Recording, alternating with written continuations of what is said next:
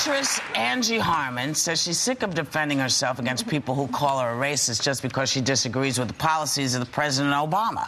I mean, I've known Angie for 1,000 years. Right. There's not a racist bone in her body. But I read the article. I don't see who's accused her of it. I didn't see any accusation in the article. It's like fan mail or something. Well, people think all sorts of things. I wouldn't suggest that she get uptight about it.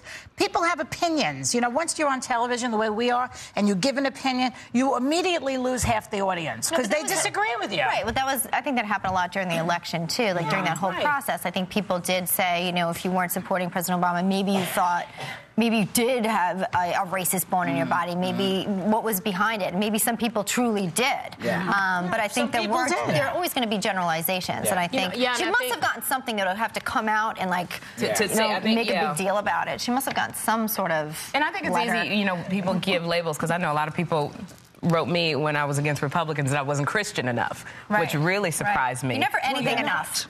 Not Christian enough? Because some people say that. I don't know who is besides Jesus himself. I don't know who is. No one. Yeah, I'm telling you. But you know, Angie Harmon actually, I think she's coming on April 30th. So when she comes on, we can that's my girl. So she's interested. Angie's cool people. 1,000 years. The guy is half white, you know, so I could be accused of being anti-white or something. I don't even get it. It's so over my head, this type of. It's just that assumption. I think that people just have blanket assumptions out because there. it'd be different if Angie Harmon was saying things that were racist, as opposed to, because I'm sure that there are some things, because you disagree with some of the stuff Obama does, but there are some things that you do agree with that he does. But if there is something that is racist, when we disagreed with Bush, they thought we were against stupid people. That was so wrong.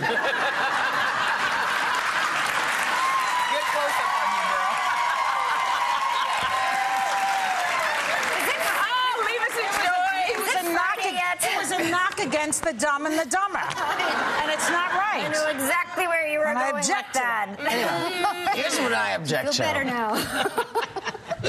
That was ill. I sort of feel sorry for him now, Bush, in a way. My salmonella symptoms I feel a little sorry for him. Like, he's disappeared, and really Cheney doesn't shut up yet, you know? He hasn't disappeared.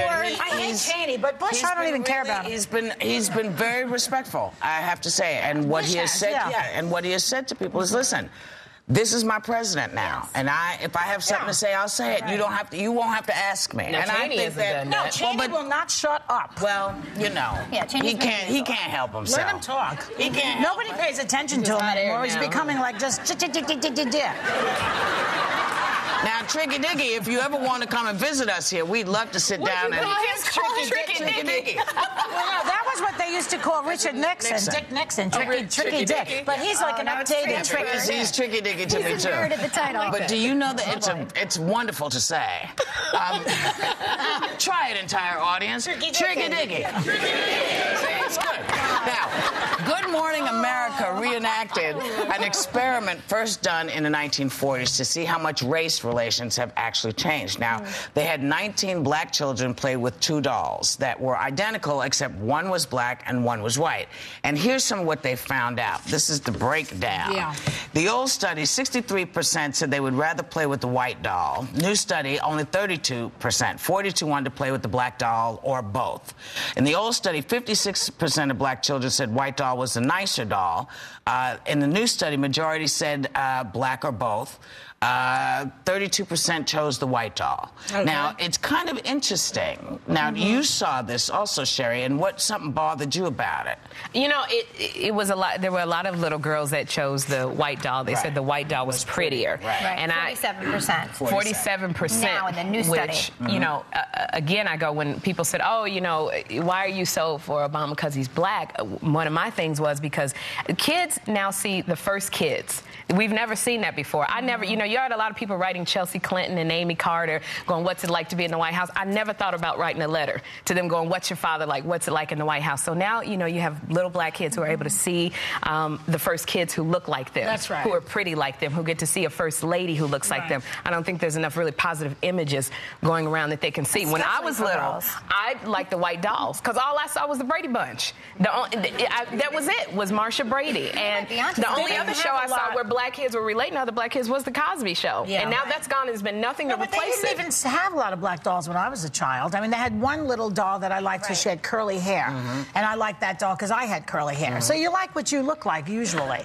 But the poor little black girls in this country have been told it's not as pretty to be black. They were said they more of pummel them. it into your head with all sorts of images, and that's what you get.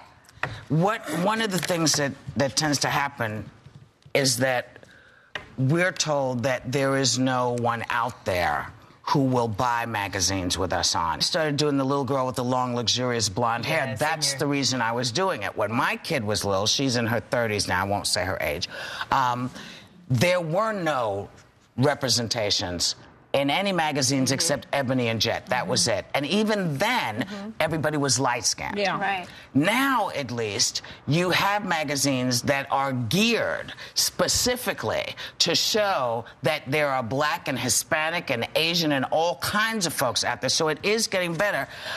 I don't think that dolls are a good way to gauge how people feel, because some dolls are prettier than others. Those Cabbage Patch dolls are ugly. You know, when I was a kid, I used to watch a show called Father Knows Best, right? Yeah. And the people on that show did not resemble my Italian family. The kids were named Princess and Kitten. Those were not the animals, those were the kids. Yeah.